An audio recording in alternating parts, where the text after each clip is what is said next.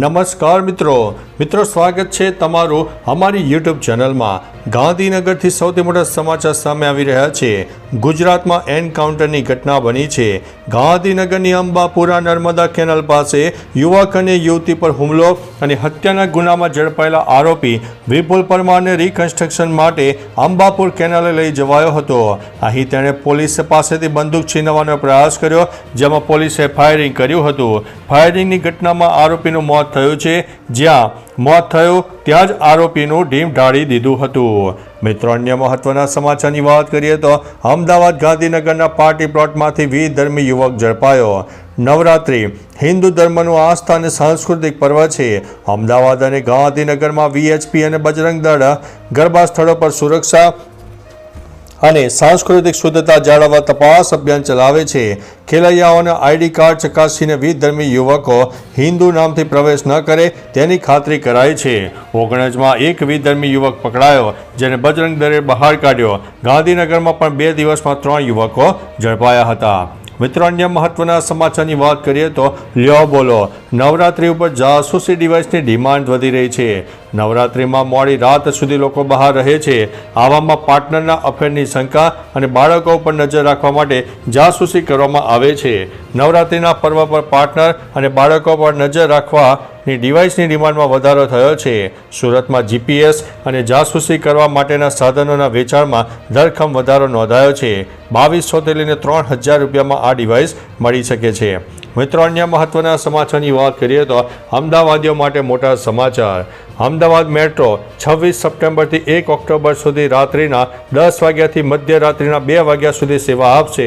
લંબાવેલા સમયમાં મુસાફરી કરવા ઈચ્છુક યાત્રીઓ માટે ₹50ની સ્પેશિયલ પેપર ટિકિટ માન્ય રહેશે। આ સમય દરમિયાન પેપર ટિકિટ જ માન્ય રહેશે। આ સમય દરમિયાન સામાન્ય કાર્ડ અને ટોકન માન્ય રહેશે નહીં। આ નિર્ણયના કારણે ખેલૈયાઓમાં આનંદની લાગણી છવાઈ ગઈ છે। હવે ખેલૈયાઓ રાત્રિના સમયમાં પણ સરળતાથી પરિવહન કરી શકશે। મિત્રો, અન્ય મહત્વના સમાચારની વાત કરીએ તો આંગણવાડી કાર્યકરોનું માતા યશોદા એવોર્ડથી સન્માન કરવામાં આવ્યું। પાટણના સરસ્વતી તાલુકાના ચોરમારપુરા ખાતે રિજિયોનલ સાયન્સ સેન્ટરમાં ભવ્ય પોષણ ઉત્સવ ઉજવાયો। જિલ્લા પંચાયત પ્રમુખ હેતલબેન ઠાકોરની અધ્યક્ષતામાં 2022-23માં શ્રેષ્ઠ કામગીરી કરનાર આંગણવાડી કાર્યકરોને માતા યશોદા એવોર્ડથી સન્માનિત કરવામાં આવ્યા। બાળકો માટે શૈક્ષણિક અને મનોરંજક પ્રવૃત્તિઓ યોજાઈ। રમતગમત દ્વારા પોષણનું મહત્વ પણ સમજાવવામાં આવ્યું હતું। મિત્રો, અન્ય મહત્વના સમાચારની વાત કરીએ તો સીબીએસઈ બોર્ડ પરીક્ષાની સંભવિત તારીખો।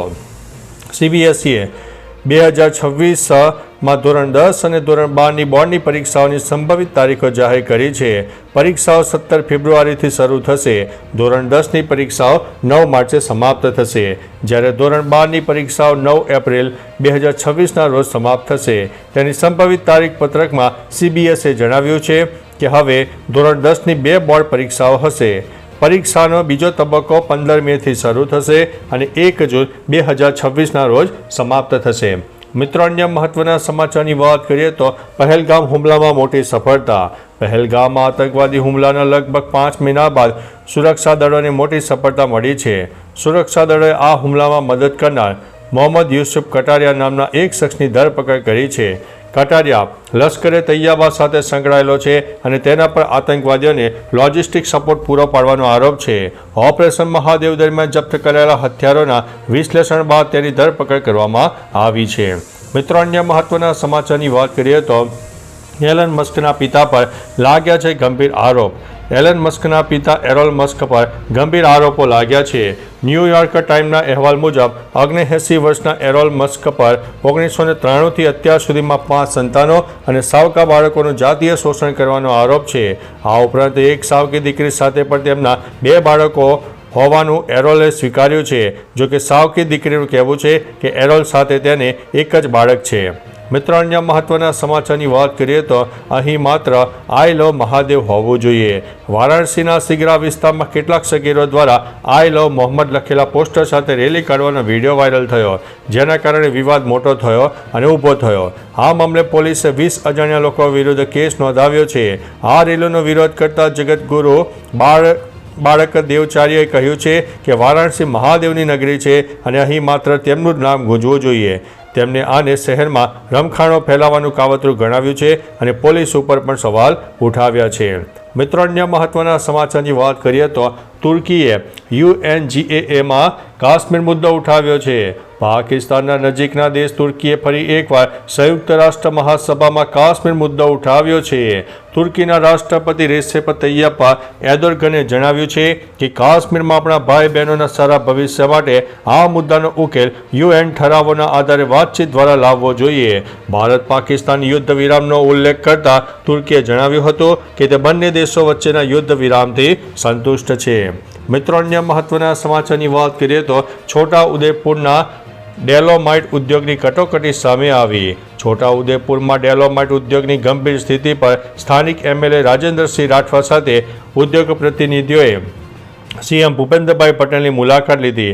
23 ડોલોમાઇટ માઇન્સ ગ્રામ્ય રસ્તા હોવાથી બંધ થયા છે, જેથી 130 કારખાના બંધ થવાથી આની અસર થઈ છે. 25,000 કામદારો રોજગારી જોખમમાં છે. CMને પર્યાવરણ સર્ટિફિકેટ પૂર્ણ થાય ત્યાં માઇન્સ ચાલુ રાખવાની વિનંતી કરી છે. મિત્રો, અન્ય મહત્વના સમાચારની વાત કરીએ તો એશિયન સોફ્ટ ટેનિસ ચેમ્પિયનશિપમાં અમદાવાદી ખેલાડીઓ ઝળક્યા. સાઉથ કોરિયામાં રમાયેલી 9મી એશિયન સોફ્ટ ટેનિસ ચેમ્પિયનશિપમાં અમદાવાદના યુવાનોએ મેડલ જીત્યા છે. અનિકેત અને રાજવીરે સાઉથ કોરિયામાં રમાયેલી સોફ્ટ ટેનિસ ચેમ્પિયનશિપમાં બ્રોન્ઝ મેડલ મેળવ્યા છે. તેઓ અમદાવાદના ખોખરા સ્પોર્ટ્સ સેન્ટર ખાતે ટ્રેનિંગ મેળવી રહ્યા છે. તેઓએ ઓલિમ્પિકમાં સોફ્ટ ટેનિસનો સમાવેશ થાય તેવી ઈચ્છા દર્શાવી છે. ભારતને કુલ 4 મેડલ આવ્યા છે. મિત્રો, અન્ય મહત્વના સમાચારની વાત કરીએ તો ફાઇનલમાં જોઈ લેવાની પાકિસ્તાનની ચેલેન્જ.